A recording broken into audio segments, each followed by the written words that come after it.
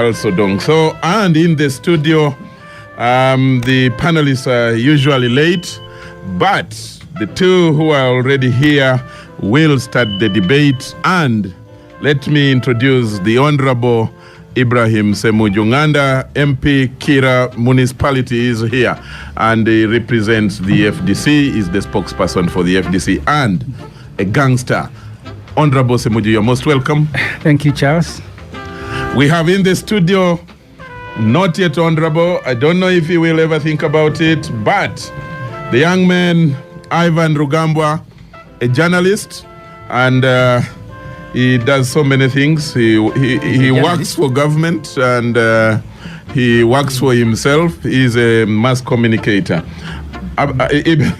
Ivan, you're most welcome. Thank you very much, Charles. I must congratulate you and appreciate the fact that you have joined the table of men and women at such an early age. So you must be... At his age, people are in Ruero killing for power. Not at his age. Those ones in fact, some of them were younger than him. The what? People who were in Ruero killing for power were younger than him. Who were liberating? Major John Kazora. Yes. It was how many years? Major John Kazora, after his final paper, yes, he was in Ruero. General Mugisha Muntu, after his final paper, he went to Ruero. And that was around 24-25 years. Henry Tumukunde. The questions of from the day were to different. Ruero.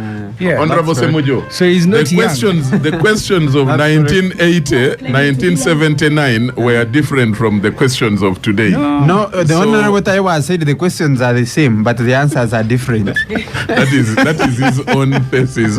Mine is that the question.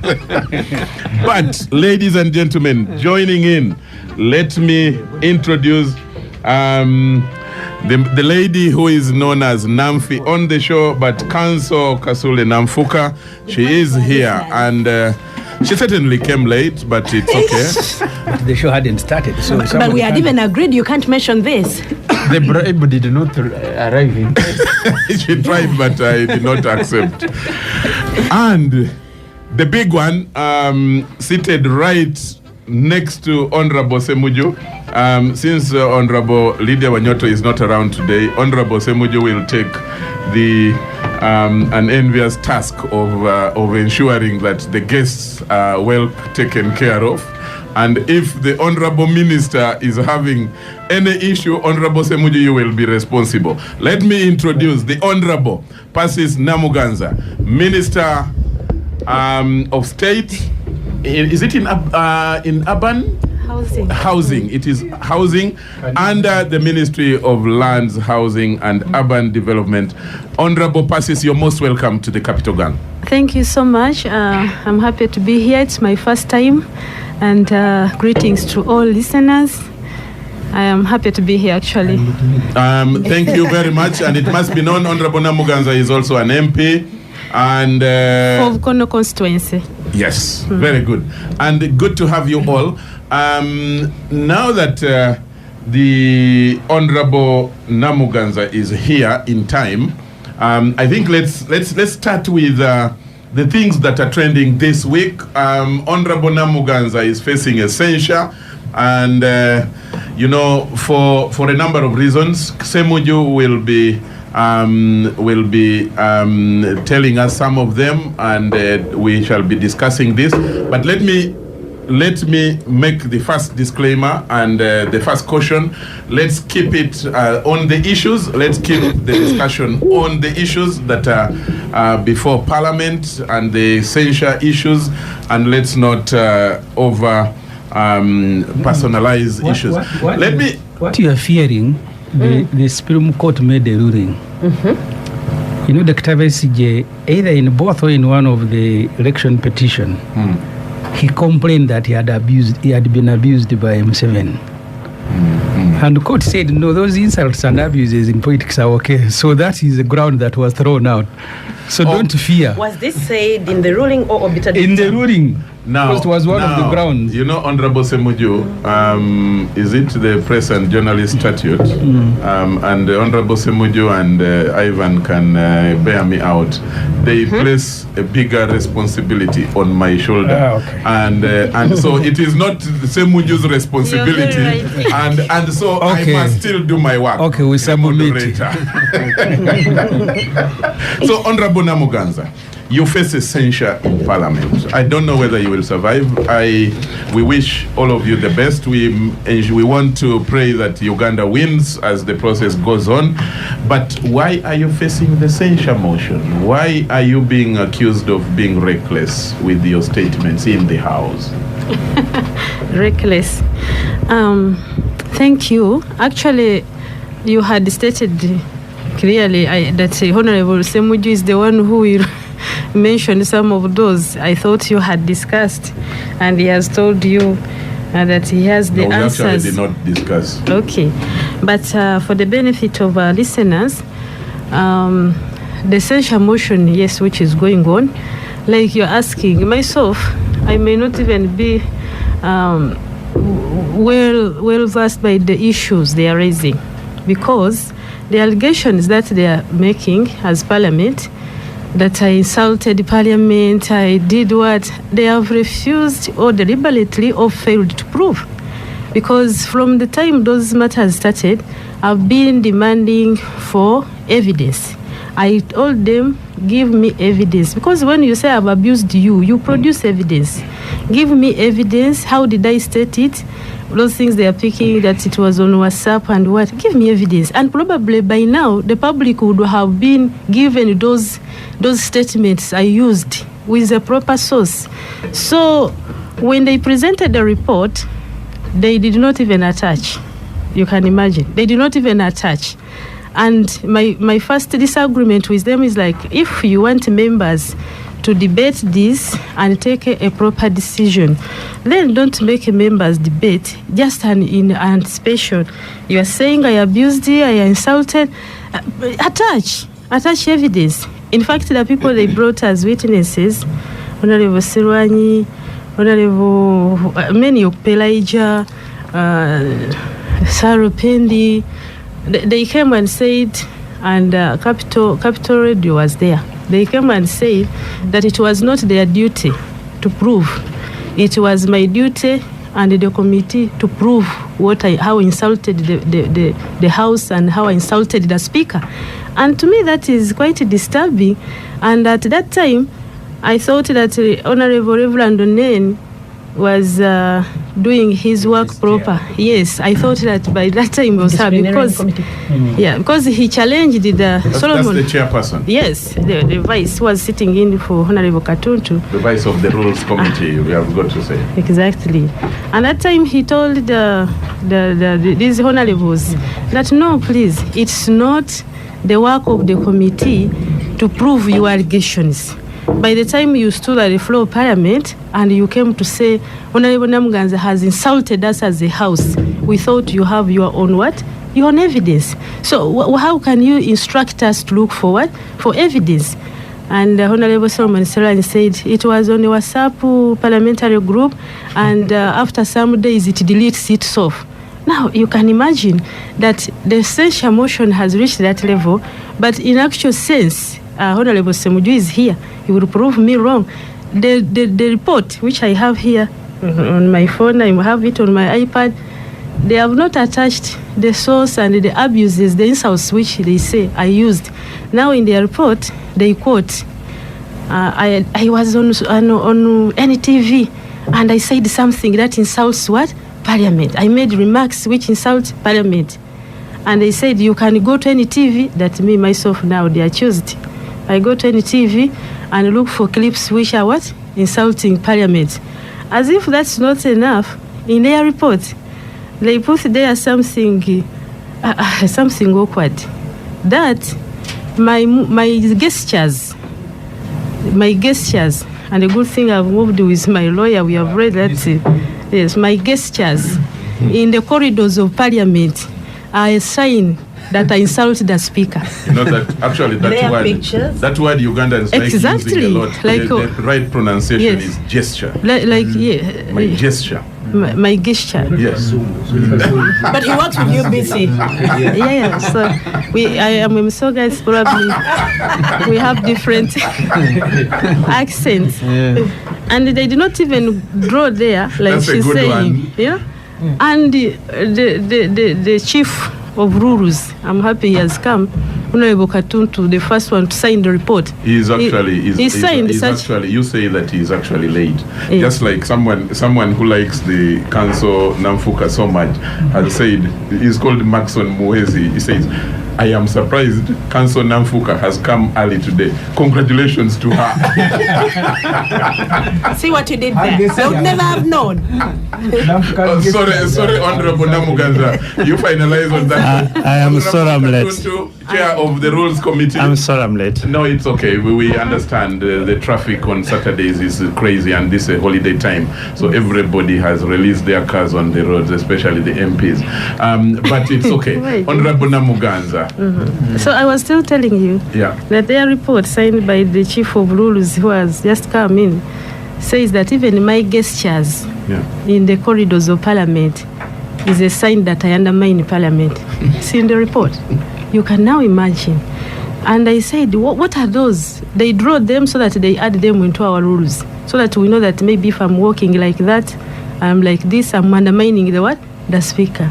And the chief of rules who is here signed such a report. And I have gone through which gestures. Maybe Honorable Ssemuju knows, they will tell her.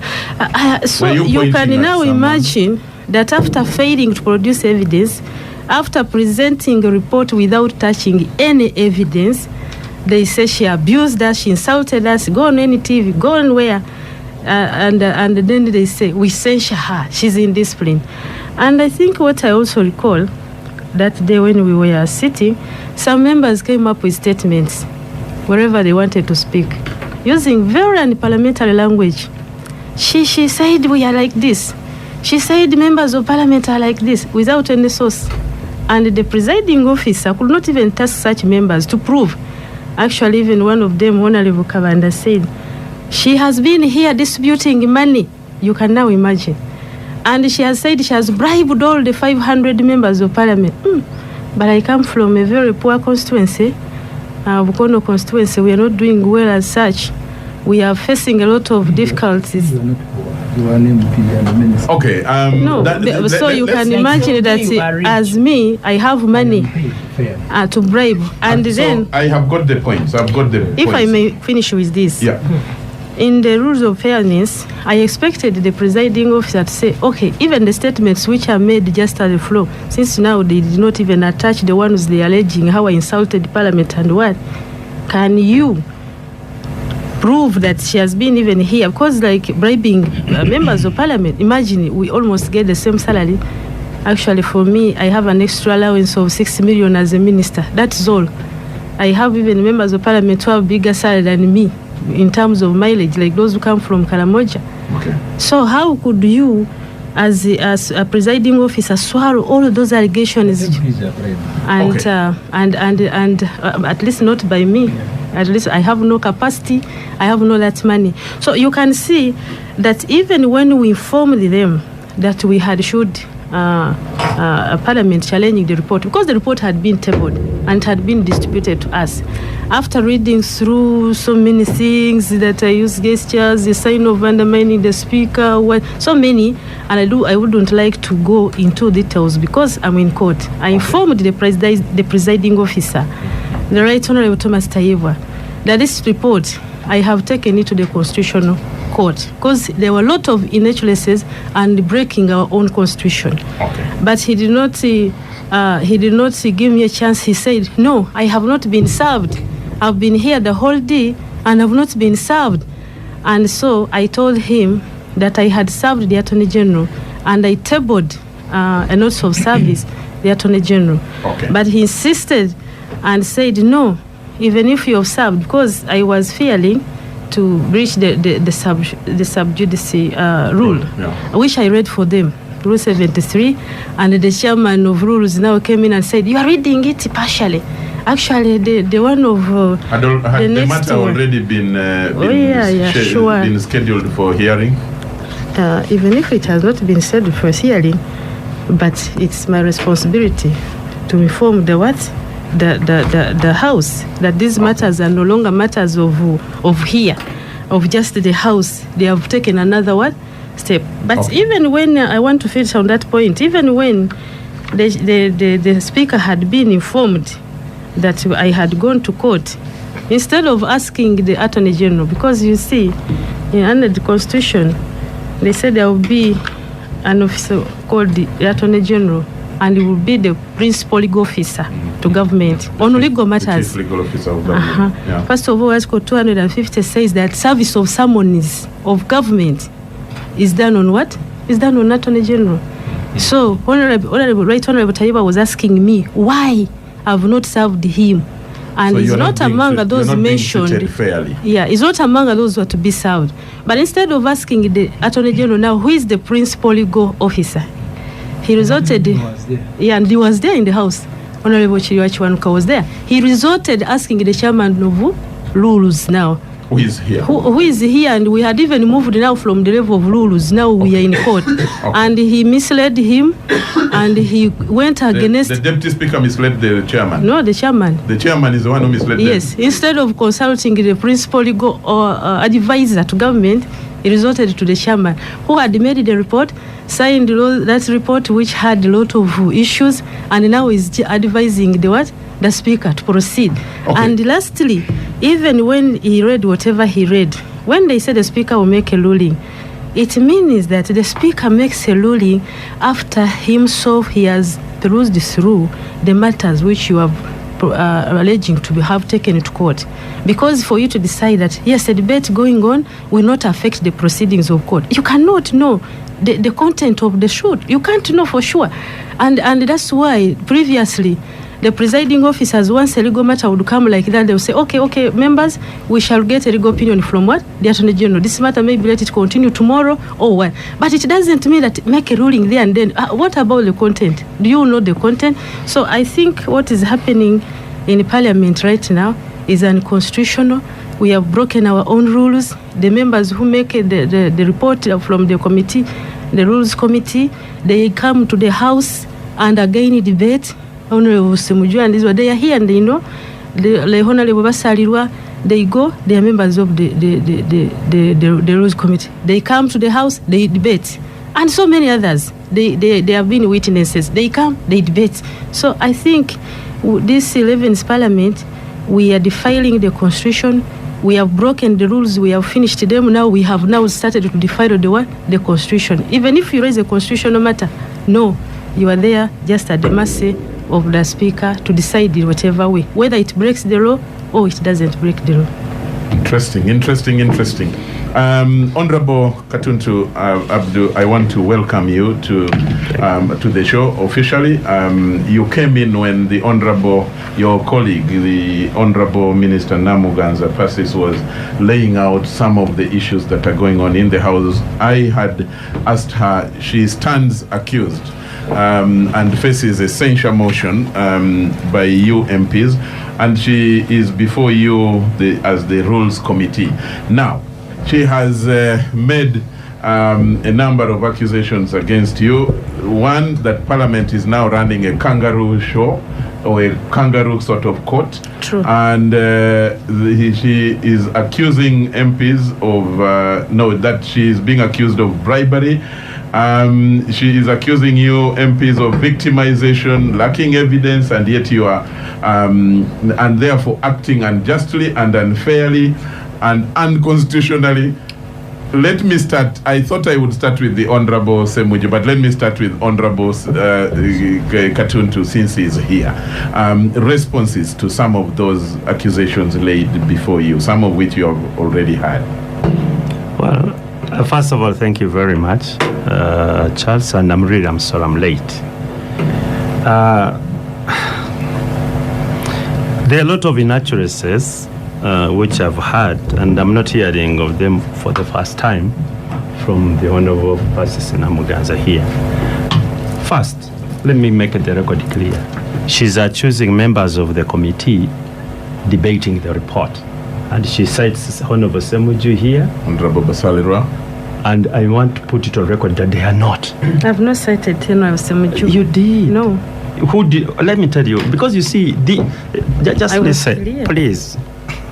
Because you want to mislead the audience. You want to prove to the audience. And she cites two people. She cites Ssemuju and Basalirwa. Yes, and I'm saying none of them is a member of the committee. Secondly, let her cite any member of the committee that debated that report on the floor. None. I was there from point one up to the end. So why do you have to lie publicly? That's number one. So it is not true, and she's lying even on radio, at least not the first time. Two, she's citing the interpretation of the Constitution. Let me tell you, your lawyer should advise you that particular article of the Constitution which says the Attorney General is the principal advisor to government has been interpreted by the Constitutional Court and the Supreme Court.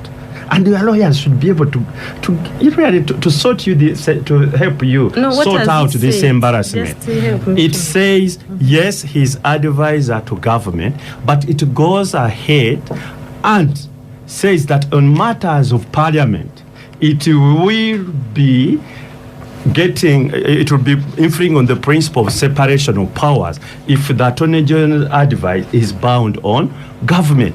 On parliament. Go and read. Let me give you the authority and tell your lawyer. You know, sometimes your lawyers may not advise you correctly. Sir, go and read the case. But he's not on the show. He's not on the show. Okay. But let me tell him. Let him go and read. In the studio.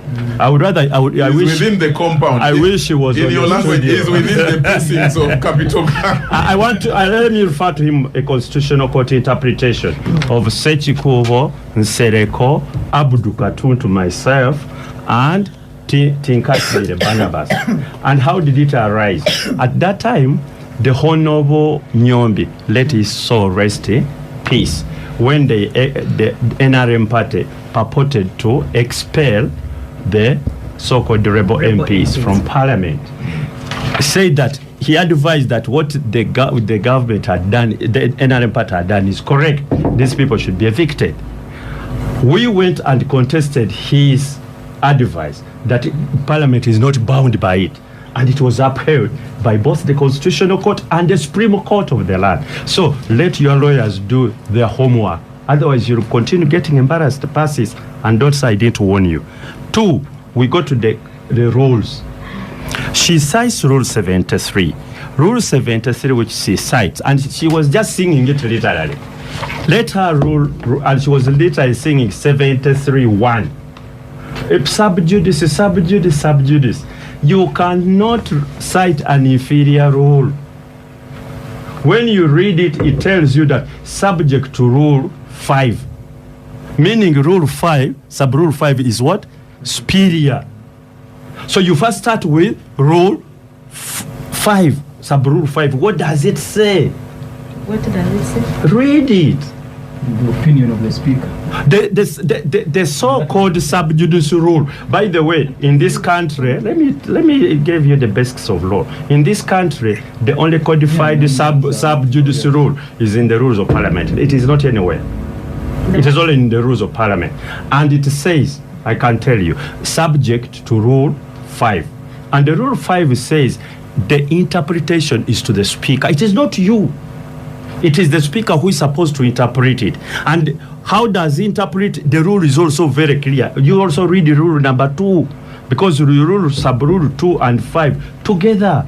Yeah. They tell you, look here, the speaker must be convinced. Honorable Katuntu, it would have been good. Now, the assumption should not be that the listener knows about these rules. Yeah. You are speaking like you are in the house. Give me the rules. For the sake of my listener on Capital Gang, read the rule so that they understand. Okay. You know, they are just in my head. and she accuses me by when people refer. So what do you say? I have no choice because I'm grounded. Can you read Rule 73? So first of Then all, she stood on the floor Yes. of the house. Yeah. And this is what she read. Yeah. This is what she read. Yeah. Subject to Rule 5 of this rule, Yeah. which she did not read, but she read it. A member shall not refer to any matter which is sub judice. And she stopped there. Yes, that is 73.1. 73.1. Yes. And you cannot read only 73.1 without 73.5. Yes. Because 73.5 says, the speaker shall make a ruling as to whether a matter is sub judice or not before debate or investigation can continue. Ensures. So the speaker must make a ruling. Yes. And in Must that or ruling, can? sorry? In that ruling, Or can? eh? How do you proceed? What is the phrase? What is the phrasing? The speaker shall The speaker shall. Mandatory. make a ruling as to whether, as to what?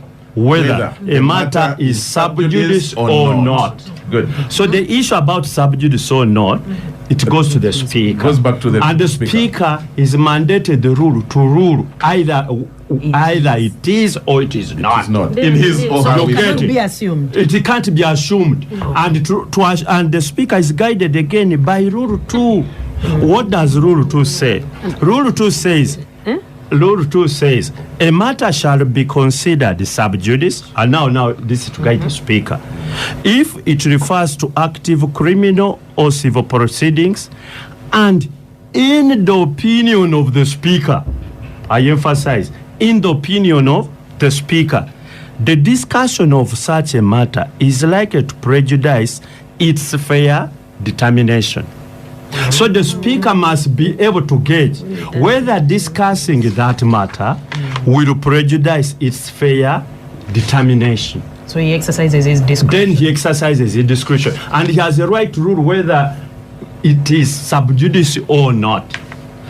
And what Honorable Namuganza said in the House is that he has served Attorney General, and the Speaker said Possible nature. it doesn't matter. Whatever it is, but doesn't you must matter. know the content So of the the matter. Speaker said, I have been in the office throughout. It is not just a I have not received the what? Notified you. The pleadings. I even did not know the issues which you have taken to what? To court. So how do I determine whether the matter is sub judice or not? Exactly. It is not Yes. possible. But that you are And what advised I to helped the proceed. speaker to interpret, and which I can help my sister here, if she can just be patient. You see, don't just go the flow and say there is a matter in the court. I've served this one. So it Must, is not it enough. must be active. It must active, and the facts must be within the knowledge of the speaker. That's why when they are suing today, lawyers, they are suing Parliament, whether Parliament has infringed on its rules and so on, they involve the Parliamentary Commission together with the Attorney General. Because once they serve the Parliamentary Commission, then the Speaker is deemed to have been served. Can I ask can I ask a general question, which is probably outside the rule? Yes. But a general question of fairness. Now that we are faced with a very unique situation where the head of Parliament is the one being accused, and the MPs and the chairperson of the Rules Committee are being accused of acting unfairly by a member, is there a provision where the presiding officer can say, maybe I step aside? Is there any such provision? I'm just thinking wildly in relation to fairness. Let me tell you, in relation to fairness, first of all, let us look at the law before you talk about fairness. True. Honorable Namuganza chooses the right honorable speaker. She chooses the right honorable deputy speaker. And you tell me, who else would preside, and the rules chairman, who else would preside over this matter? Ssemuju That's is why I here said it is a offering. unique thing. Yeah. And Let me tell you one thing. Charles, listen. Yes. Don't think she's doing that naively. She knows. No, But it's a cardinal principle of the law she wants that to someone stifle. cannot sit in judgment of their own She wants to stifle because Yes. once you choose the speaker and the deputy speaker, Let me tell you, there is no Then way you You can. get a judge or someone. But even then, because it's a cardinal principle. even then, let me tell you, what you can do if you think there is an opportunity, there is an option of court. And I don't blame the Honorable Namuganza. That's why going to court. probably she's going to You court. get it? Court will be able to determine that. That should not be a problem. And final arbiter. I don't want anybody to debate Okay. about it. Okay. But under our rules, you cannot say, Speaker, I don't want you to preside. Deputy Speaker, I don't want you to preside. Rules, Chairman, Chairman. rules, I don't want you to preside. So you say, Is there she- deputy chairman rules? Honorable Katuntu, you understand?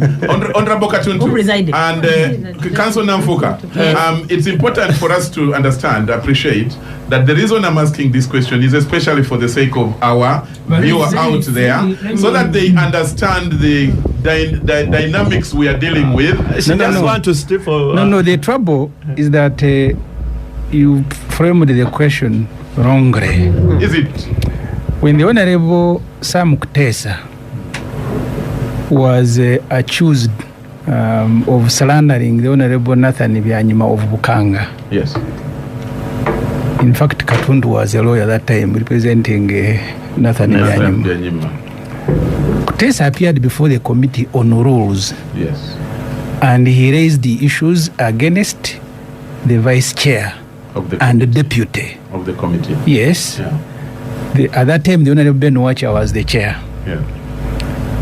I was a journalist, but I wanted, because Wacha was such a fantastic lawyer, we had wanted him to continue. But he was such a fair person. He said, okay, if you have raised the issues against me, I am not going to preside over the sittings of the Committee on Rules and Discipline. He said, but before I leave, I also want to disqualify my vice because you have also campaigned against him. So they both walked away, and the Honorable Dan Wandere Ogalo presided over the meetings that eventually convicted the Honorable Kutesa. The Honorable Namuganza, I have followed, went before the Committee of Rules, and she said, you will correct me if I am wrong, that you committee, you cannot proceed. I think she also said she was in court. I don't remember her raising issues about the chair and the vice or any other member No, of the she committee. didn't. She didn't. And the Parliament, as the Honorable Abdul Katuntu has explained, you cannot say the Speaker should disqualify herself and the deputy. That can't happen. We don't have any other.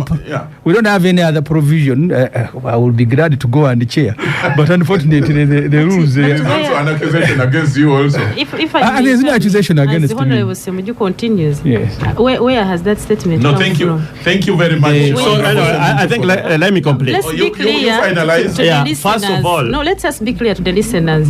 Where have I said that I wanted the Right Honorable Tayibwa and the Honorable Speaker? And No, the question that Charles asked. Yes. On fairness. The question assumed that you were uncomfortable with the presiding officers. Don't That's why I assume. said that Don't assume, it needs because to be. He's moving on with a statement Yeah. which has not come from And me. after No, Honorable Ssemuju did a fantastic I have job. never said It's anywhere okay, that Honorable I Passes. didn't want Right Honorable Honorable Tayibwa Ssemuju has done a and fantastic to job preside to over. remind us of that precedence. And But it also is- to report that the Honorable Namuganza never raised any objection to either the chairperson or the vice of the rules.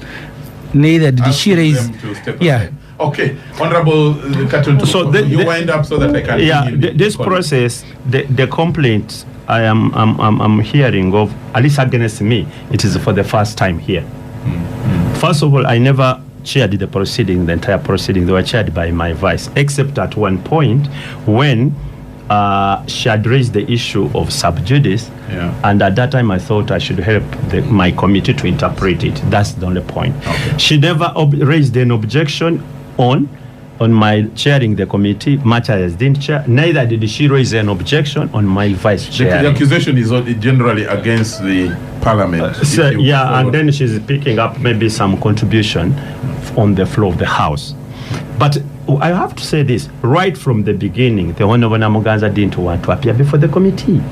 Because when she reached there, she said, can I have the evidence against me? The committee, when I say we, it is the committee. Yes. The committee told her, look here, we have not received any evidence Why? against you because we are just beginning the process. Once we receive the evidence, first of all, it will be received in your presence, but it will be given to what? To you. But she was saying, no, I wanted the evidence. I want the various issues she's repeating today. And she raised that on the first day of the committee sitting. And we said, we have not received any evidence. But when we receive the evidence, We shall provide you. we shall provide it to you. Did they provide? No, you walked out. Okay. She eventually walked out. Yes. Look here. The law of No, the law doesn't say The law of that. evidence. You see, once you say, Katuntu, you were clear. You were a lawyer, and you call I yourself hope you don't attempt a to teach senior me lawyer. a law of Yes, evidence. that's what you say yourself. There is a law Honorable Passage, let me And bring it's in my Honorable right. Katuntu It's now. my And right. Honorable Ssemuju now. to ask. If you say I have abused you, you must prove. He who alleges must prove. So you Okay. cannot tell me that I would have sat and the committee. Those who are ailing, because those proceedings of the committee, and that's why moderator, I came with my lawyer here, not just for him to. When you invited me, I informed you. We were appearing in that committee together. No, but you see, And, even here, I request- there is, you see, like in Parliament, you may have a lawyer, but You will not they don't end- have the right. He's a stranger. He's a stranger. So even your lawyer here is a stranger. He's a stranger to the Because I gang. know only, And for me, Charles, I that's know it. only 5 people. I know Okay. Honorable Namuganza. I know Namfuka. I know Ivan Rugambwa. thank you Honorable very Ssemuju, much. And that was even her proceeding in the committee. So, She said, I'm not going to talk. Let your She lawyer, wanted the lawyer to explain her let your conduct. lawyer write a note Honorable to You see, clarify. At once you Honorable were- Namuganza, were- please. I was making some Just a points minute. that- I'm to say coming that- back to you. that's- What we usually do on a show like this, because there are other members, I advise that you take notes. If there is any issue that needs clarification, Honorable Minister, I will give you the opportunity, because here you have a right to speak. They will not, stifle your right at all. So What I get a was pen and saying that it's paper okay and if- write. if- Honorable Ssemuju, My please. lawyers. From my experience as a journalist and later a politician, I think the Honorable Namuganza needs to know her problem, which she's making worse by many of the utterances she's making. It's a problem of a relationship with colleagues with whom you are working with. The Honorable Mama Mbabas was such a very powerful person, but he was not liked by many MPs. Any matter against Mbabas was supported, whether it was legitimate or not, as long as it was against Mbabas, because of the way he conducted himself as a leader. And I think for me, that's the problem that the Honorable Namuganza is suffering. You are one of those, I even said it in Parliament, people think you are very powerful. They don't know where you get your power from. But that's how you have profiled yourself. Very powerful princess from Busoga. So the moment you go throwing that power in people's faces, oh, you're going to attract the enemies.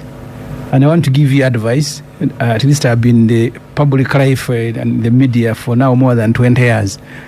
You can go and speak to Honorable Mama Mbaz, and he tells you any matter about Mbaz was supported by Parliament. You remember how he also ended up in court like Namuganza. The moment you are a politician, you are a minister, you have a responsibility not to read the constitution from A to Z alone, but also to cultivate a relationship with the colleagues with whom you are working with at Parliament.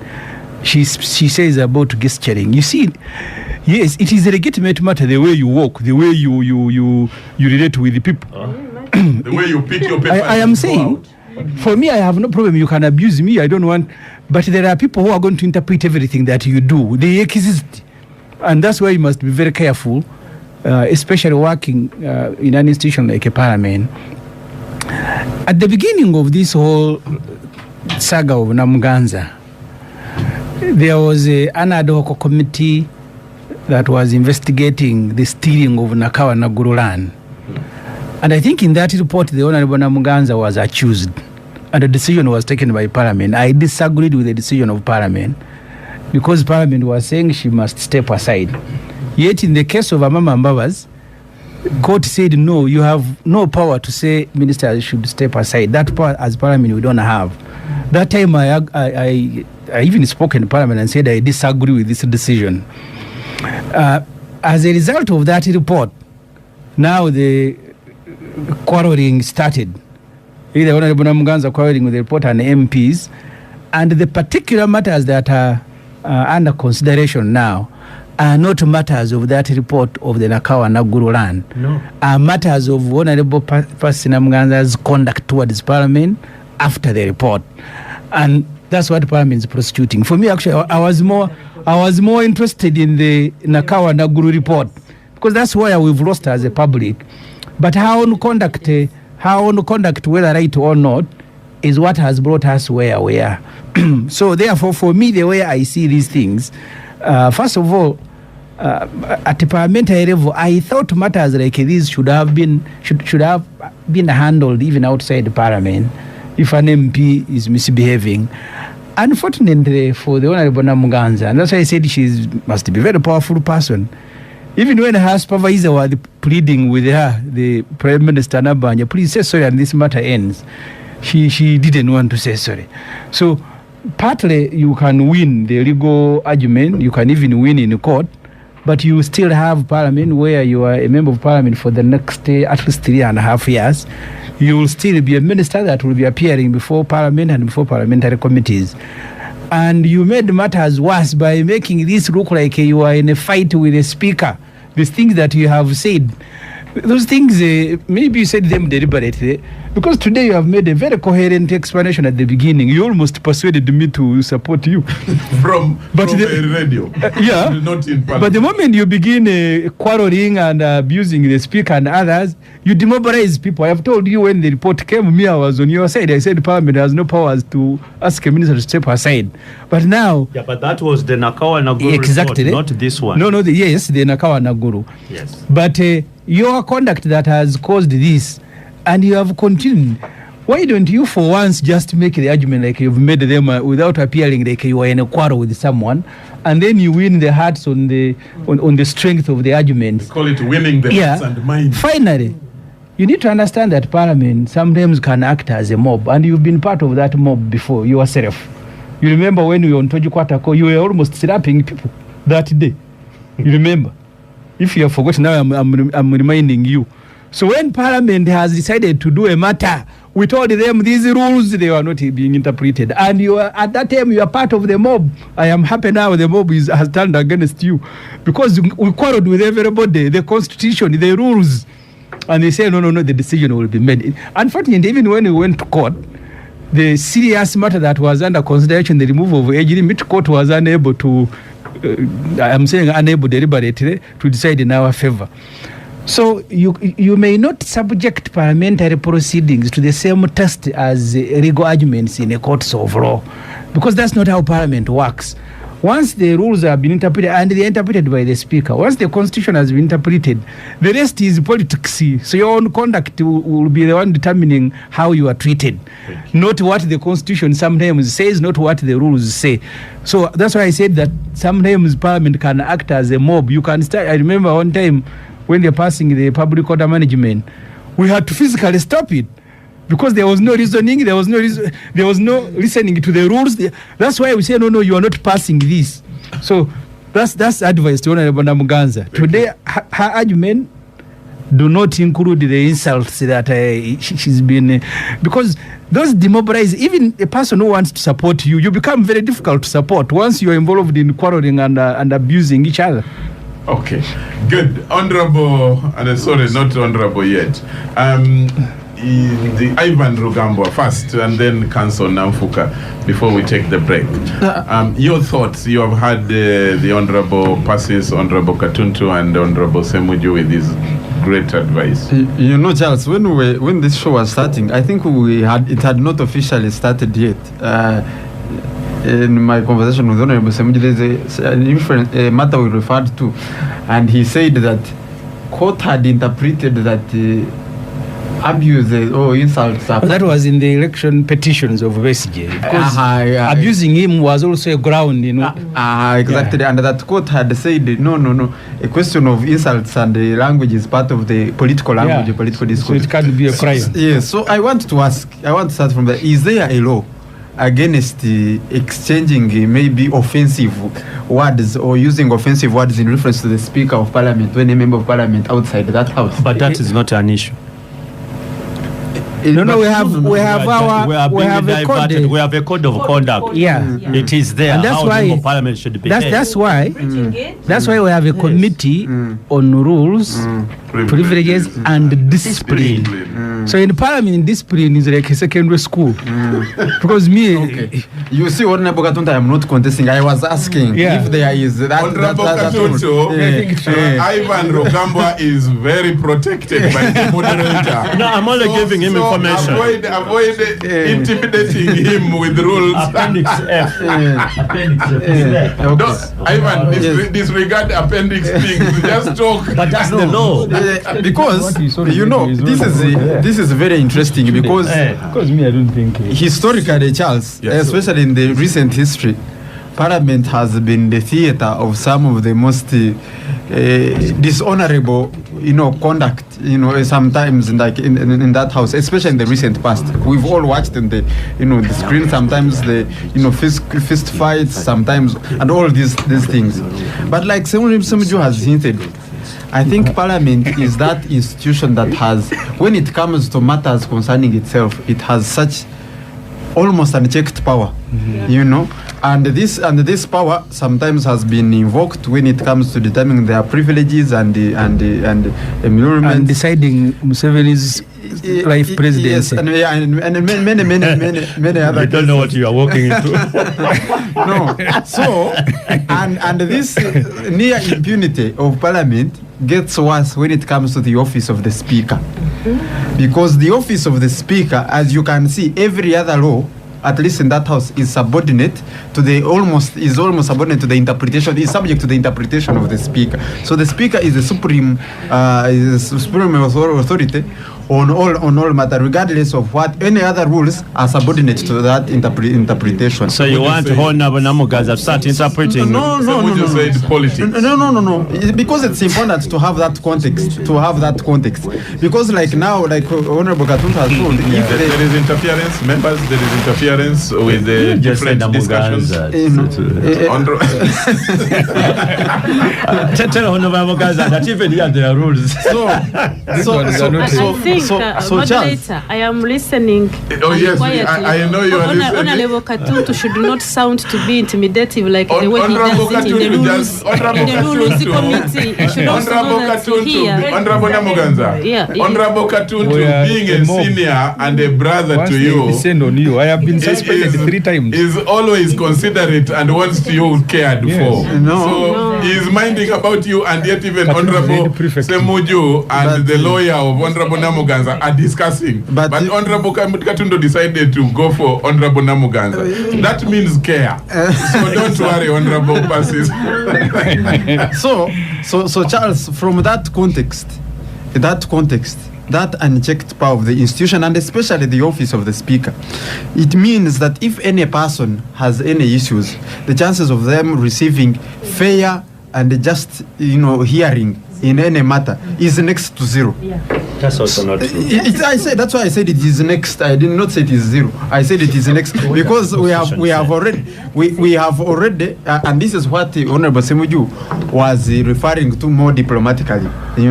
Saying, you see, once Parliament acts like a mob, once it has ganged up against you, you almost may not have a chance. So that context is important as we discuss Honorable Namuganza's matter about with Parliament. And strangely, Honorable Namuganza has a history of fighting with speakers of Parliament, or at least having issues with the speakers of Parliament. DNA. Yes, and I do not know whether it stems from her royal roots, the fact that she's royalty. So if you're royalty, oftentimes you do not fear or have any fear for any powers that be bosses or challenging. No more earthly power. Especially power that is artificially bestowed and can be drawn. Yes, is naturally genetically gained.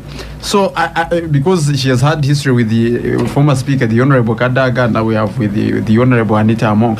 But regardless of that history, I think that if there is a matter Honorable Namuganza is right to demand that there is a fair and just. And you see, part of the reason that creates that unfairness is that the office of the Speaker is the determinant of almost all privileges and what of members of parliament. So there is a natural incentive. There is almost a default incentive for members of parliament in any case to side with the Speaker against a single individual, a single member of parliament who is seeming to challenge that authority. So I think that even as we discuss, and this matter of parliament power and that office of the Speaker and all of that will always come from, will always emerge on case-by-case basis. Today it may be Namuganza, tomorrow it may be the next person. So I think the matter that we should discuss in the long term is also that power that the Constitution warrants or gives to the office of the Speaker and the House. Because how can you say that one single individual can override or any other rules of interpretation in the House are determined? I want to ask you a question. Of the Speaker of Parliament. Have you ever examined the powers of the head of the executive, the president? Have you ever examined them constitutionally? Before you raise that argument, no. Have you examined the powers of the head of the judiciary, the Chief Justice? In fact, have you ever examined the powers of the Speaker? In fact, every day we discuss the power, the unchecked power of the presidency here in appointments, in what in regarding sometimes some of regulations. Every day we discuss this. And you yes, we discuss them. Yes, but Katuntu, Honorable Katuntu, that does not mean we do not debate, discuss it. Yes, you see. So we need to start with the presidency. Yes, you can start with the president. But now I'm raising the matter. I am inclined to agree with Ivan that it is actually not a problem of Honorable Katuntu or even Honorable Namuganza. It is not even a problem of the Right Honorable Anita. It is not a problem of anybody, but it is that context we are dealing with that it appears it is wrong to hand too much power in the hands of individuals that it could be abused. Probably that's why the UK guys deal better with an unwritten constitution so that justice prevails. Are you in the private world? For example, do you know the powers of a chief executive of any company? A managing director and so on. They are really wide. Please, there is no chief executive of any company. Thank you very much, Honorable Katuntu. As I conclude, yes, it is very important even for members of parliament, really, because you see today the Honorable Anita may be speaker, tomorrow it can be somebody, somebody else. So this matter should be discussed with, and many of these, they are the lawmakers. So it augurs very poorly for the public to find that lawmakers, for example, are the ones disregarding their own rules or maybe acting as a mob, that like Honorable Ssemuju in fact oftentimes. No, I'm saying in general, I'm discussing broad, because this is not the first matter of Honorable Katuntu. Honorable Ssemuju has given several cases of laws that have been discussed and debated in as if we're oftentimes in a mobocracy. Okay. When Museveni says so. Council Namuganza, I'm going to come back from the break. Not the law. A discussion on what is going on in Parliament, the censure intentions of against Honorable Namuganza Passis, a minister who stands accused of insulting Parliament, and the person of the Speaker. In the studio we have Council Namfi, we have Ivan Rugambwa, we have the Honorable Katuntu, we have the Honorable Ibrahim Ssemuju, and we have the Honorable Passis here in the studio. Before we went for the break, the rest had made their comments. I need Council Namfi now to weigh in, and then we do a roundup and touch on, in this segment we shall touch on also another topic. But for now, it's still the Namuganza censure intentions by Parliament. Charles, I think let's start with the problem here. We've come on this show and we're supposed to discuss the African presidents in the US. We're going to touch on it. Topic. That will be our first. Now we'll just touch on it. It's a more pertinent, relevant discussion than honestly bad manners of a set of group of adults who are just poorly raised. And unfortunately, they like I was saying during the break, I actually understand where Ivan is coming from when he says that these people have too much power and the power should be checked. But that's not the problem. If the right people had this kind of power, they wouldn't be abusing it. It's just that we have wrong people presiding in these positions. We all know it. We get the worst in our society and elevate them to positions of members of parliament, of presidents, of speakers, and then we complain when they are not up to the task of being in these positions. We complain when they let their bad manners go on display. We are seated here talking about the conversation is about an adult who abused people and made signs and sent things on WhatsApp. Are we in P2? I wouldn't even expect this discussion at a university. And yet we have it about our parliamentarians. Is she guilty or innocent? I don't know. I don't care. And most Ugandans don't care. We care whether our oil is flowing or not, whether our medical facilities are working or not. We don't care if some adults are bad-mannered. Why are they in these positions and we know very well that most of these people, even the president himself, appoints them and calls them fishermen. And there's a reason why he calls them fishermen. Even when you deal with these people, and I've dealt with some of these ministers one-on-one, they are the worst, incompetent, bad-mannered, exhausting human beings you can deal with. And yet at the end of the day, we put them in these positions and then we complain that maybe the rules and they have too much power. No, they don't. The competent people would never have that problem. This includes the judges who are in courts fighting and pulling each other's wigs. And yet every day we sit here and then send another one of that sort in another big position to run it and then spend a whole hour discussing these bad manners instead of actually we should be discussing the Naguru report because that is in the nation's interest. But whether or not people are bad-mannered shouldn't be a point of discussion. Our takeaway here should be, how do we then bring better people in power who are not Anita Among and people of that caliber? We need to have better leaders than that class of leaders. And unless you have this discussion at that level, you're going to delude yourself that even if you change the laws and there is a one Anita Among with her uncultured ways, as Speaker of Parliament, you're still going to get these problems again and again. So I don't even think that we should have this discussion unless we are ready to have the discussion about the manners of our leadership, their upbringing, their cultures, and the way they carry on a day-to-day basis. That is where we should start. But who then even identifies people who can't be there or not? But we've normalized having these people in these places. And that's where the problem starts. So our children seated there watching and listening, and their member of parliament is being accused of then poked fingers and then did this and then they did that. Things that are childish. What are they taking from here? Any average child on the streets, you ask them, who do you idolize in this country? None of them will tell you an MP. Because most of them have normalized being the worst. What about my children? Yeah, maybe they're idolizing you for being their father. But no, we've had people have been complaining about how Ugandans go on social media and say vulgar things and all. But the reason why that is what it is because we've normalized this kind of thing of being an uncultured society and not calling out people when they have basic bad grooming and bad manners. And if there is a committee that should have uphold that. Those are the ones who keep getting elected. Exactly, that's the problem we should be discussing.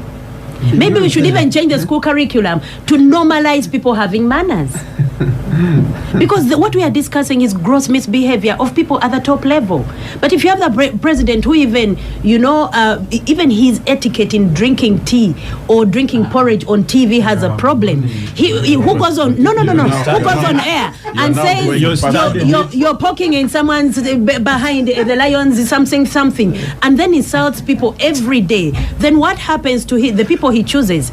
They're going to go there and have this power, and then you're going to pick one of them to be your speaker, thinking she's going to be any different. She will not. You will have a problem, and it just detracts from what we should be discussing. Okay, more pertinent issues. But you say the issue way forward. Is not the speaker.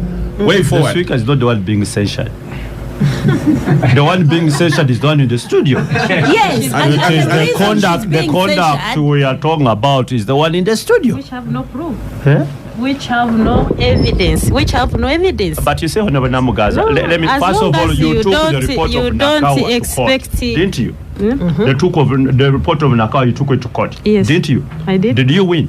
What was the ruling? You lost. It is still in you the court. lost on the 7 grounds. Now you've gone on appeal, No, but you I lost. want to- So even to the issue inform about the court process, listeners it is your right that to go. I am But you in also court. need the I public am needs to still know in court. that whatever she has, the first round she lost. She lost at the High Court. Now she has gone to the Court of Appeal, and that is your right. Can we But now- you can we don't now- pretend that you are right. There is already a court decision. What was it say? Because They I had dismissed my your prayers. petition. Can we No, now- I had my prayers which were not answered. Can we- And can- it's can my we now- constitutional right. If you say What? I have stolen land in Naguru, he alleges must prove.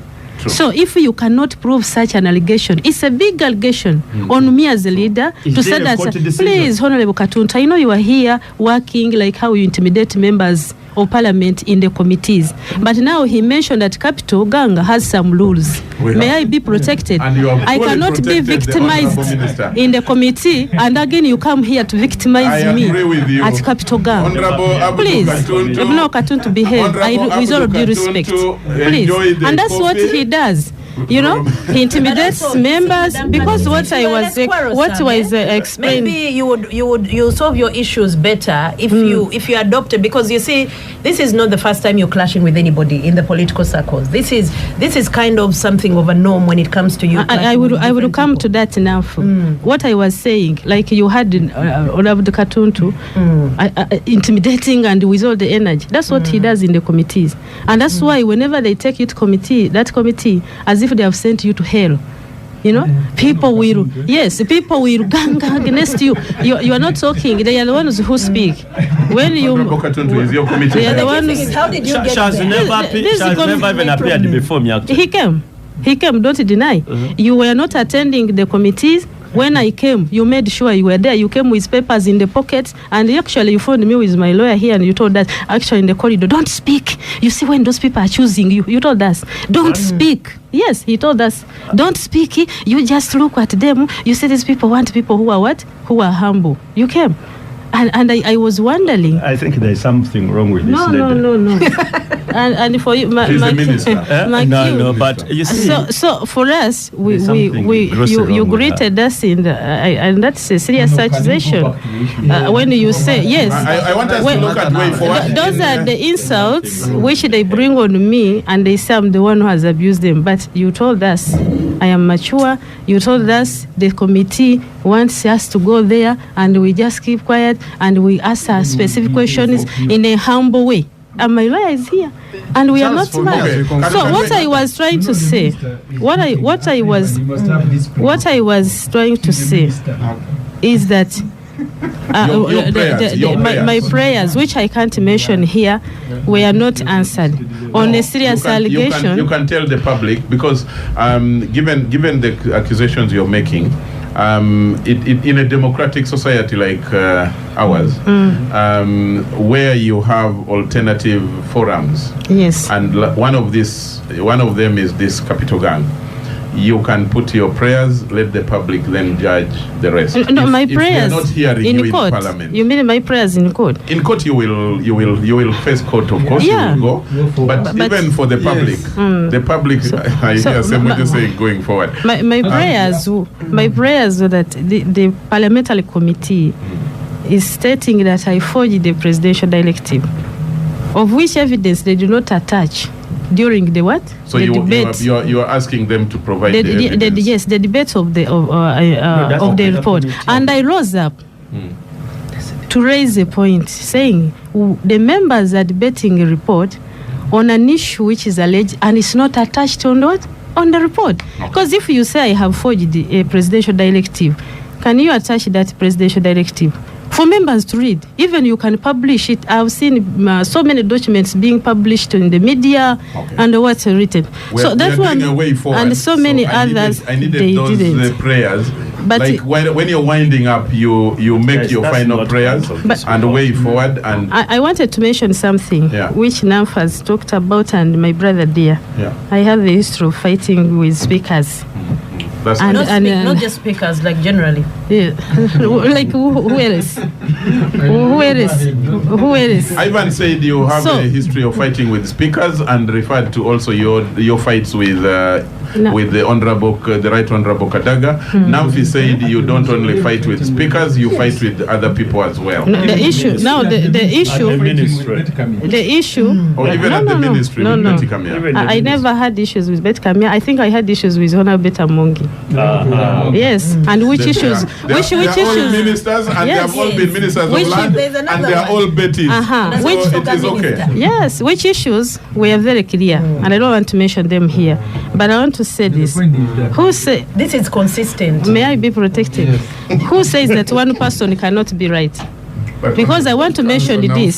The speakers of parliament, none of them I have ever started a war. the I have one who never. Yes. Look at the issue of Right Honorable Kadaga. And I wouldn't be discussing because me and Is it the her, past? we are no longer in bad books. Oh, Yes, she can made confess. Oh. They had their Chavazinga, that is Prince Gabula. Me, I'm in the lineage of Muloji. But the problem was for her now to use her position, coming to victimize people in my what? But that's also In not- my home. that is- To the extent, to the extent, That's not to the But don't extent go into that that detail, yeah, because you Honorable want Kadaga, Right Honorable Kadaga is not yeah, here. because I want It would I have want sufficed. We it. speak about poor. No, please don't fail me, and that's No, what but I'm not a telling. personal I'm accusation. telling my brother here, Katuntu, for always coming in to stop my point on the way, because I want the listeners to get it clear. Please go. Me and Right Honorable Kadaga, I call her Singa. We used to talk properly, but when she went to our home, it's not in my constituency, but our home, and I had left that morning to go to cabinet to put now another chief, which almost caused bloodshed, and this was issue. You are right. Yeah. Is wrong. Okay. Yeah, you know, no, yeah, but that's the fact. And then other people like Now, you said, your colleagues in the even when we took the administration. matter, even when we took the matter of insecurity and what had happened in my constituency and in our family after the loss of our father, Chief Nkono, and the president had to intervene, and we were reconciled, and I thought it would stop there. Okay. Again, it continued. So by the time I complained about, they brought the matters to what? The floor of parliament. And now they sent me to the rules committee. You see? So bringing now cultural matters, this parliament. So in other And words, this time it wasn't my committee. yeah. Now this time, the It misuse, wasn't my committee. the this misuse time. which enough talked about, when somebody is using and presiding over or is heading an institution, and whatever happens outside that institution, you use your position to bring it what at the floor. You know, so that's why even they are choosing. Why did you talk about the other matters? But those matters are criminal and they are ongoing. Okay. Now, when you choose Honorable Serwani, try come and raise the issues of why don't you want to talk about them? These are society. We have the code of conduct, which is in our rules, and they are of public interest. They are here. After this, you will bring them. Why don't you want to be here so that you say that you were? So in all of these. I because they are presiding officers, they are heading those institutions. You are now the one who is wrong. Like how my brother here has talked about. You see, I am right. No, but I have never started any war on any of these. Not even Honorable Beta Mongi. Call her here. I've never started the war. But I don't know why they always think that I'm the person they should come and familiar and they stampede and they are shoes and I must cry and say, oh, leave me. I am a leader and I contested with men. You know, I am not even on affirmative seat. I am contesting like Abdu Katuntu. I stood with men. And the people in my constituency, in a hotly contested election, by the way, that's why you saw And you that have it's to my add constituency that you is one of the defeated them. constituency where people were cut, you know, seriously cut. And it had to bring in the security of the whole country.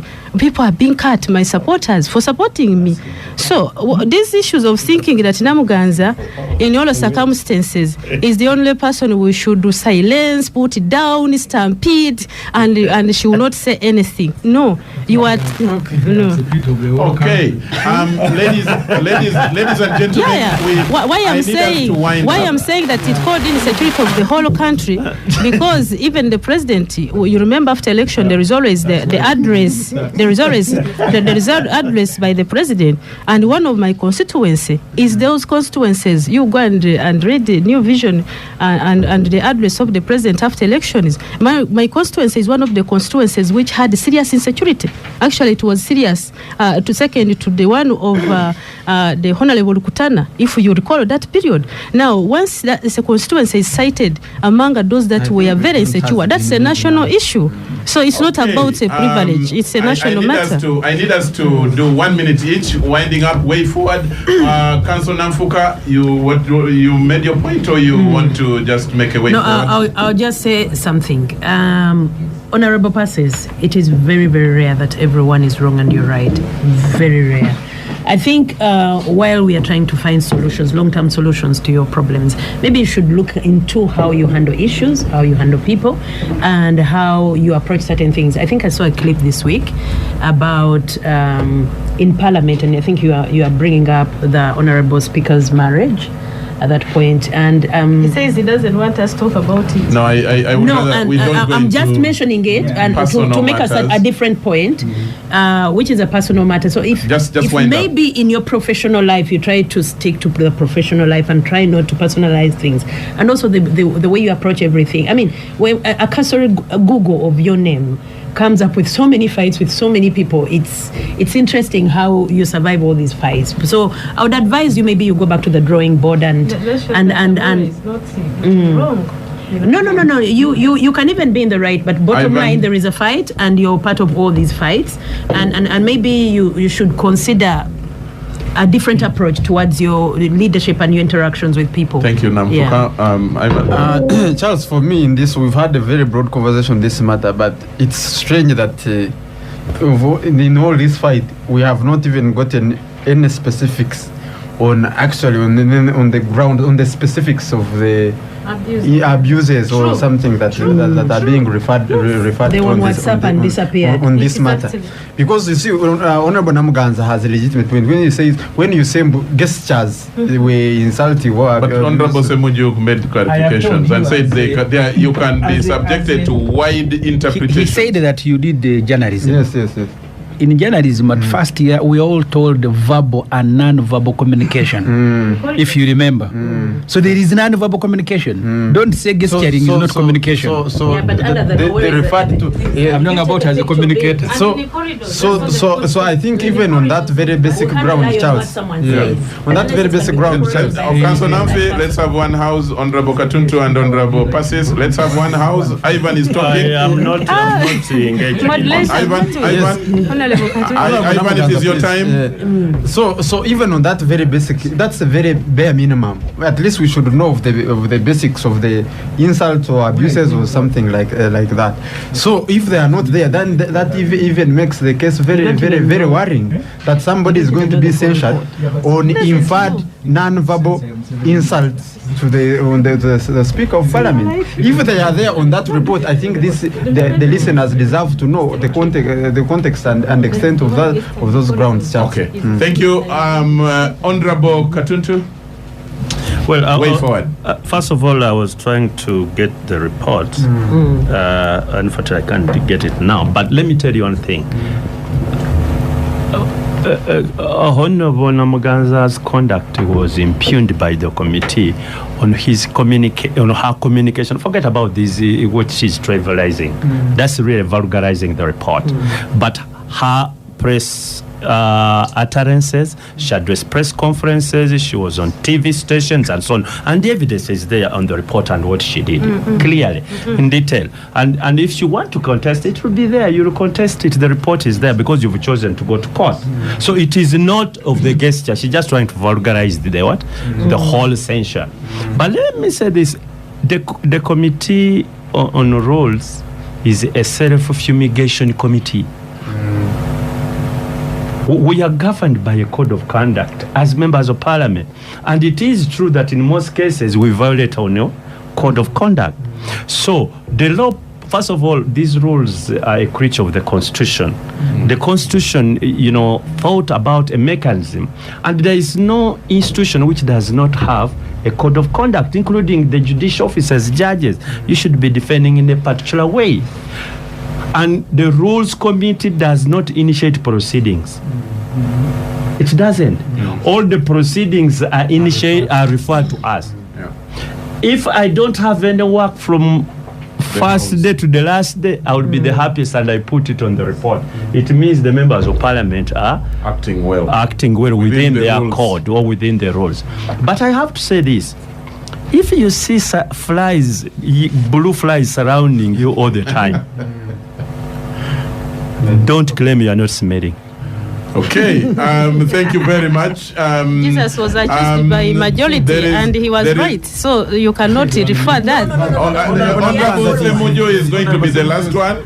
But before we bring in Honorable Ssemuju, there is a message from a listener. Charles, this is Harry Sagara. Tell Council Namfi, I like her style of delivery. She is so spot on and articulate. When I grow up, I want to be exactly like her. Now, I don't know whether Sagara wants to also become a lady. Exactly. But Sagara, I don't know what the parameters but Sagara is over 70 years. So he wants to be able like a Namfi. How old are you now? Honorable Ssemuju, way forward. Charles, thank him for the compliment. He has had. I have, as a person, had issues with the powers of the speakers before. You know, I've been suspended at least more than 3 times from that parliament. I want to plead with Honorable Namuganza. If you have issues with the powers and how they are exercised, don't go into personal insults. Because that is the way where most likely I will support you. But when you begin insulting people and you are too abusive, personal, even to stand with you becomes a problem. It becomes a problem. because she might be hurting your allies in My the house. mother It visited will be me. construed that you're supporting everything that Yes, you say yes, in the personal yes, stuff. true. My mother visited me. I was in senior 5. I had been expelled because we went to watch football. We were attacked by thieves. So 3 things had happened to me. So I tried to plead, and she said, you see, I have 15 children. They are not inviting me to their schools. Why are they inviting me only to your school? My mother never went to school, not even P1. That statement stuck in my head up to today. He said, I have 15 children. They don't invite me to schools of other people. Why are they inviting me only to your school? It goes back to what Katuntu is saying. That's what she said. The blue flies. It summarized my life. In fact, by the time I started senior 6, I was not living in the dormitory. I said, okay, maybe there is something wrong. So you need the Honorable Namuganza to also do a self-examination. Don't think to win all the time. There are wars that you should win. In fact, for me, I had thought that day of Parliament, you will say sorry, and you don't have to go through this. But you're a fighter even when you shouldn't fight. So the issues of Parliament, I think the powers of the speakers in the rules and how they are exercised is a matter that we should freely debate. But also these quarreling and insults, in the past, maybe I thought these are matters that can be handled maybe differently. But as I said, Honorable Namuganza is making it very, very difficult for everybody. Yeah, Thank you. Because of the way she has conducted.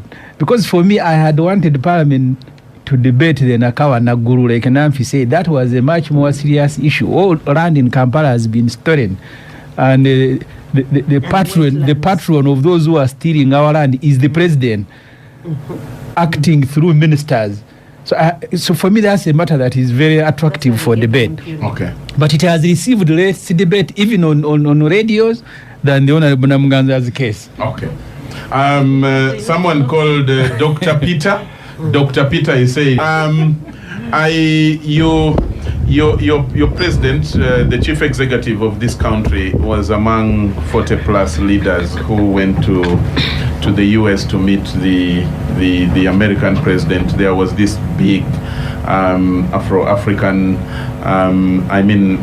American African leaders meeting. Convention. Yes, and summit 3 days. And what comes out, the president is talking about a lot of meetings.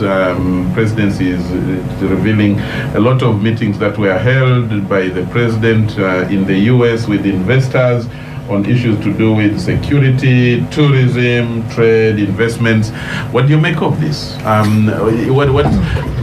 Recently there have been some cold shoulders extended. You know, we talked about gestures, but you know, some of the gestures of African leaders earlier, including our own, looked like there was bad blood with the West, especially the powerful America and UK over manners of rule and all that. Now we see very good,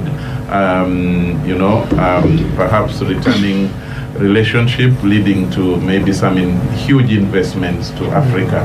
What do you make of this? Thank you so much. Actually, potential.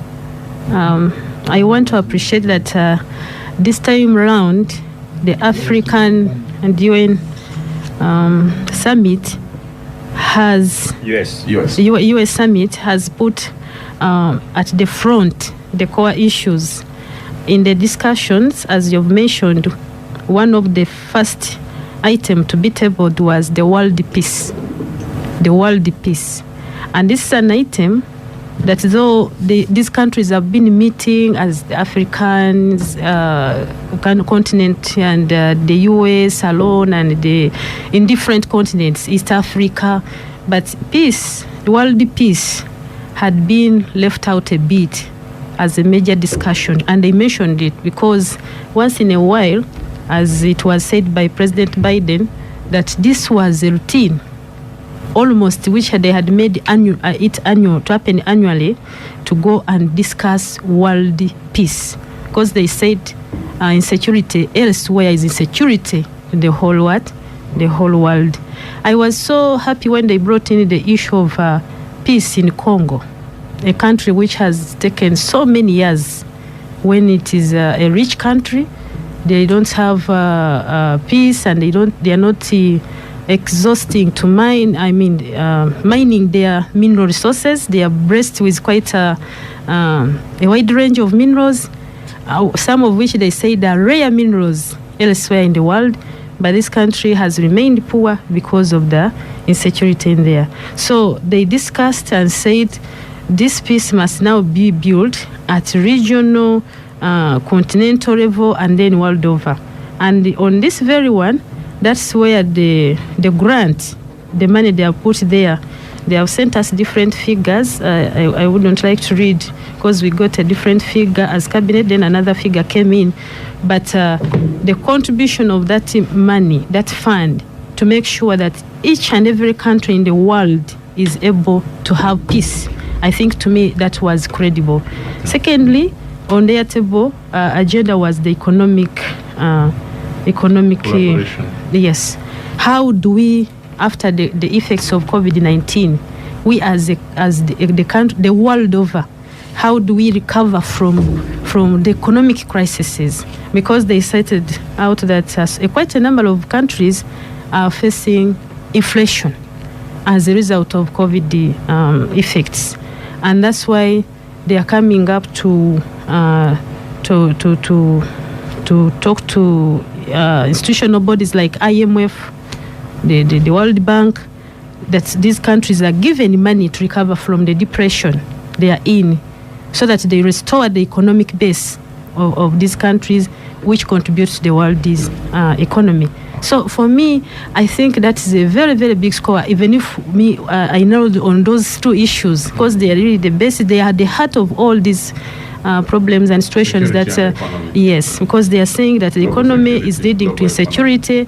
The people are fed up now. People are turning out against their governments. Actually, they cited out quite a number of demonstrations which are happening in different countries because of the high rising cost of living, and people are turning against their own governments, even when there is no genuine thing, but the people feel like our lives, our cost of living is high, our standard of living is very low, and so it's causing those demonstrations, calling upon presidents to resign, to go away, and yet the problem, it's economic, and it's a world problem. It's not just a particular country. So for me, I think these are very core, and I appreciate that if countries can go back, and implement this, now that they have even contributed some funds to start with in areas of insecurity. And the last one was the environment. which they said it's a really serious issue happening. Some countries are not even taking care of the environment. They have decided to leave it the way it is because of the struggling land as a scarce resource. So I think for me, those were very major issues in the discussions. And if they are implemented, and our His Excellency, the President has already communicated to us as Cabinet, when he comes back is one of the things he wants us to strengthen. But lastly, I want to say that they appreciated him for the guidance, our president to be recognized, especially on the land use.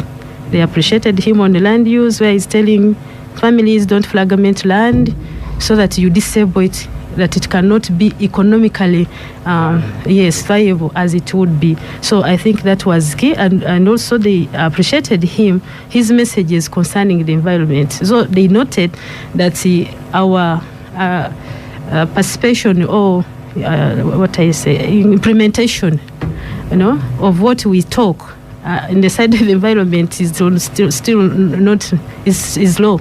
We have talked, the message has gone, but people are continuing to encroach in these protected areas, the forest reserves and the wetlands. So they noted that and said we must scale up. And the other issue was to provide decent houses. Thank you. Honorable Ssemuju, one of the things that the President said following the summit is that if Uganda can collaborate with others, it will make the work of building the country's infrastructure much easier. Do you think that this summit was a game changer for Africa? Would we term it as close as that? How? What do you think about the summit? The reason China has become very important to Africa is that there is less talking, no standards, there is money. I have visited the standard gauge railway where they put, of course now things have been spoiled by the new president in Kenya, because all cargo was supposed to leave Mombasa on the standard gauge railway, and then you go and pick I've forgotten where they had put a port. That standard gauge railway, I think, was supposed to be the biggest, apart from the Euro pipeline, the biggest project in the East Africa.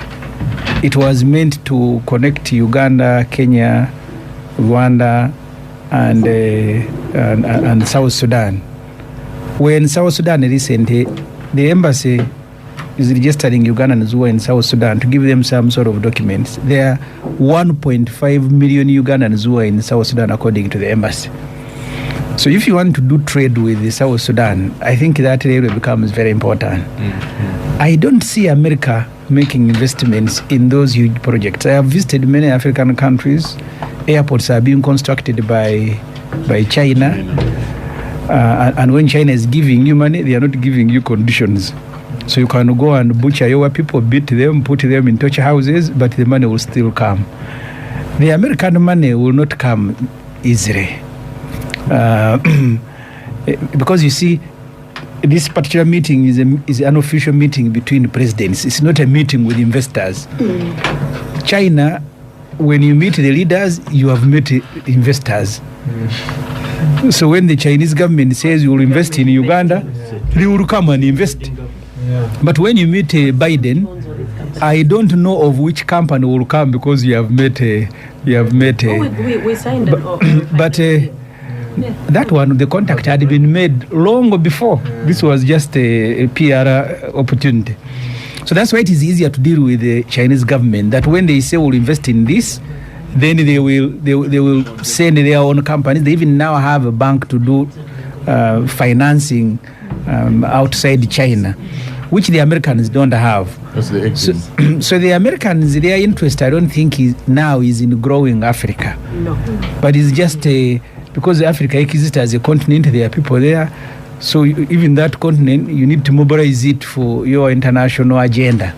And I think that's the importance of this meeting. There's nothing to do with investment, trade, But and don't you one think there is security. like some commentators have said, China, the recent fight between Ukraine and Russia is causing the US and the Western countries generally to have a change of mindset and philosophy in dealing Not with so Africa. much. Once the Americans, their groups, Australia and Europe are together, I don't think they need you when they are fighting Russia in Ukraine. They don't need you. Apart from, I mean, you're just a spectator in international activities. Is it? But maybe maybe a symbolism that even Africa is on our side. You can go to the UN and As UN members, they need numbers. Haven't you been seeing, wasn't it like 3 times when they were But we're not voting even on a the member issue of of the Ukraine and Security Russia, they would follow critically who is voting, who is abstaining, who is voting against our decision. that's why I said it is symbolism. Okay. Because if you have, if they are able to get decision through the Security Council, they don't even need the UN. They have acted as a Security Council Okay. without making difference, and the UN is quarreling because of decision they have taken as Security Council. Okay. So this meeting, I think it helps both the Americans, but also helps Museveni as a person, because he's so tainted now outside. He needed it. The other day, Biden had a meeting on democracy. Museveni was one of those he didn't invite. When you begin sanctioning people in Uganda, you begin speaking tough. Museveni will need it for his PR here and maybe beyond. But they will continue being uncomfortable with him, the same way they are uncomfortable with all the life presidents in the world. I don't think Museveni is going to change the attitude of Americans towards Museveni. But because they are inviting Africans, I don't think they are going to say Museveni don't come. So even... But he's leading many of the major, That's the trouble you have. When Museveni appointed Kayanja to lead Operation Wembley, was it because he was the most important? You've forgotten the letter to Mururi Mukasa, that he's the one who knows about these things of robbery. Okay. So Honorable Museveni can be assigned because of his role in destabilizing countries. The same way Museveni appointed Kayanja to go and deal with the robberies, because he said he's the one who had knowledge about them. Well. Honorable Passes, you will be the last to finalize. And She has spoken, so you want her to come back. But now you are accusing her president in her presidency. No, I'm not accusing. I have said it is factual. The president wrote a letter to Mururi Mukasa saying, I am pointing Eric Kayanja because he knows these things of robbers. And I am saying because Museveni has been destabilizing the region. When they ask you to... I thought it is because Museveni knows something about conflict, being a general. He has more experience. I have said I have made my point. Than President Uhuru and President Ruto in dealing with the terrorism. Knowing does not mean you are a participant. Honorable Katuntu. Honorable Katuntu, it is your time. Well, first of all, this is not the first time you have an African summit with major powers. With the first of all, there was a China Africa summit, there was Russia Africa summit, there was now US, there has been UK, there has been the Gulf, and so on. So there is a scramble for Africa. Absolutely. Let me tell you why. Sure. Let me tell you that it's not really that these people love Africa so much, neither that Africa is supposed to be their development partner. You just have to read Professor Moyo's book. She's a Zambian professor, Dambisa Moyo. Yes, she's one of the brilliant girls this continent has ever produced. There's one called Dead Aid. You need to read it. And then there's one, Winner Takes It All. And you see how China is trying to do colonization at this time. And it has done it in Africa. Look at all the infrastructure, look at the mining, look at the oil and gas industry and so on. Look at even the debt, African debt. We are now as a continent swinging more towards China than the US or Europe. So when America sees this sort of thing, it must come in and say, okay, what role am I going to play all these? It's like even religion. When the US realized that religion was the most dominant influencing factor. It also founded its own region. You see, the Arabs had their Islam, then the Europeans had their Catholics. Now the Americans came with these other churches, of the evangelism, because they also want to have an influence over people. So it is all about scramble for the remaining resources. Africa is still a virgin continent. And look at, for example, the most arable land now unutilized. It's on this continent. Look at the fresh water on the whole world. It's on this continent. So what role does America have? My only pain is that these African leaders, I mean, they didn't learn from our history. They didn't. Because you see, by the time you jump on your small planes and you run to the US, you should have sat as a continent and say, what is our agenda as a continent? What is our... but you see, what is our agenda as a continent? What is our economic interest? Before you start running to China, then you say, me, I want a dam. You know, me, my women, they want this. Me, it is environment. Even when you are talking about environment, Pastor was talking about here, Africa it contributes the least to that conversation.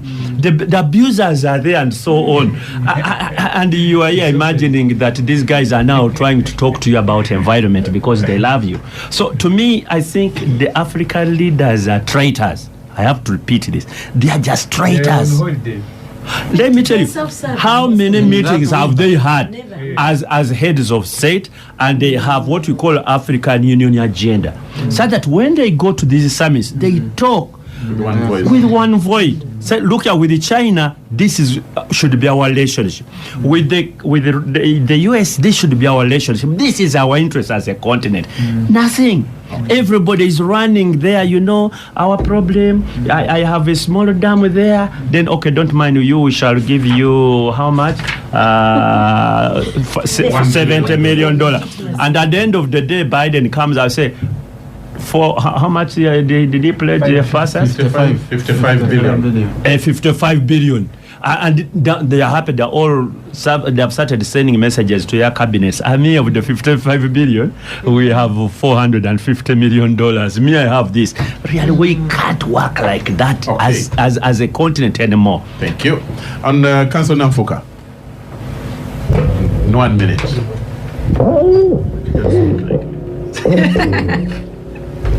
No, I totally agree actually with where you're coming from. I looked at this summit and the aging African leaders, most of whom are useless to even their countries.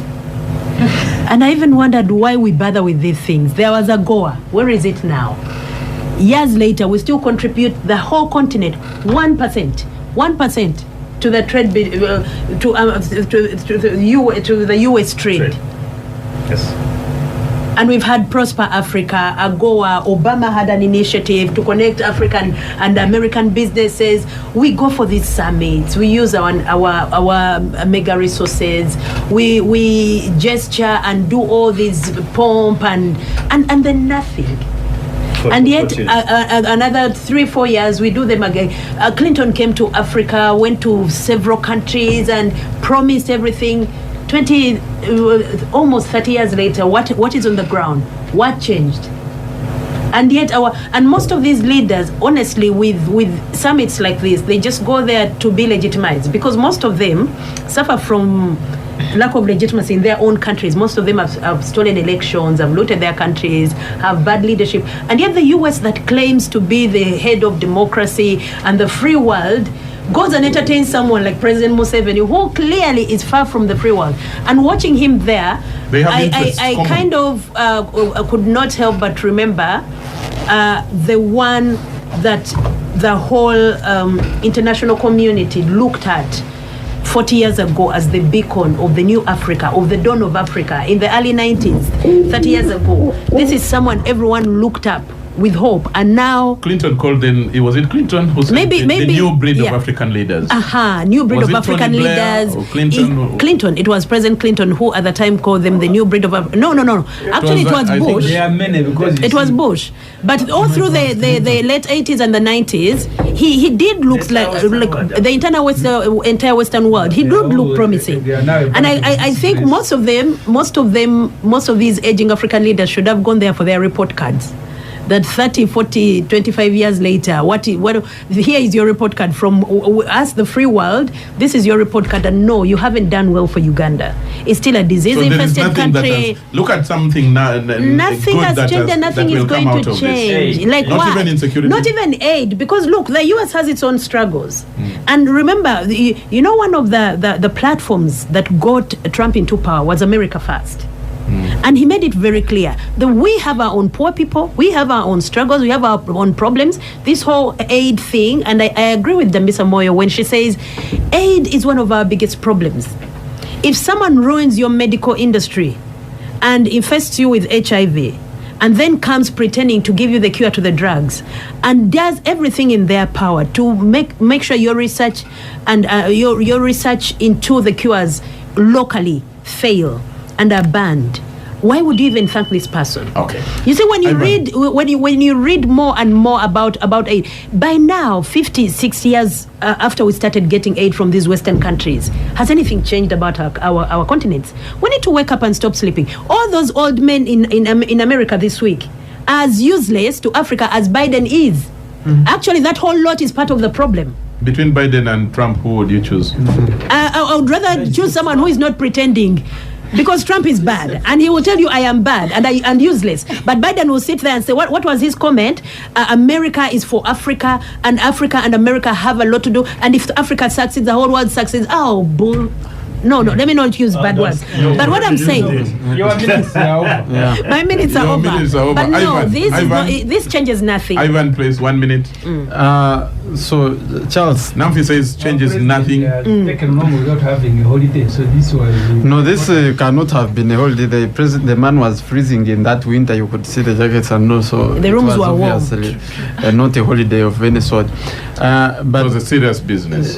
Yeah, in the context, in the political economy context that it is. I mean, the thing is that Africa, that the United States is a $23 trillion economy, and Africa, with all its combined states, is only a 2.9 trillion economy.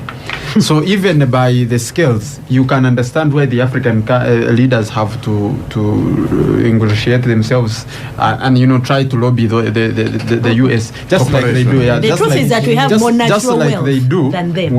Just like they do with China. What is wealth without proper exploitation or utilization? But Charles, that's another conversation. Like Honorable Ssemuju hinted, the reason that China is continuing to win here is because it invests in real products, transformative products. The terms of those investments can be discussed, but at least the projects are potentially transformative. They don't talk about but there is also a low-hanging argument about China. It's easier to get money from them. I'm saying that terms, but if you are in charge of a project, it's easier for you to get money from them than from. No, Charles, the West is like a bank, China is like a money lender. You know how those two operate differently. Charles, I don't want to be distracted. There's a cost to both. I don't want to be distracted. Yeah. The point I want to we make need to conclude is that even with the difference between China and the West is that China is a natural. Someone said they are a trading government. I think it was Honorable Katuntu who said they are a trading government. Right now, China is the biggest trading partner of Africa, and yet it came yesterday. It came yesterday in over 170 billion. AGOA, which was instituted in the early 2000, up now, the recent figures show it has been declining since 2010, and now only was. No, it's not that we have nothing to sell. It is that the terms of that agreement. You see, the US China says you have opened to American markets with your products, but the customs requirements and the limitations on getting into that economy are very stringent. Just a second, Ivan. In international trade, when you have I was in Mombasa. What the other countries have done is not for them to do the trading. Yes. They get American investors to come and do the trading. You go in Mombasa, many of the stores in America are doing some. I was there this week. Yeah, they are doing some projects in Mombasa. Yeah. So if you want to trade, for you are in trouble. You will be like Kesare who went to promote Ugandan coffee, hired a truck. He was on the streets in Denmark and UK. Finally,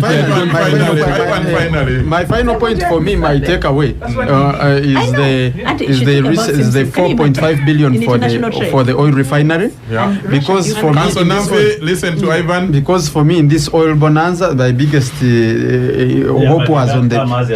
No. That was the final ceremony, but it's Ivan, important talk.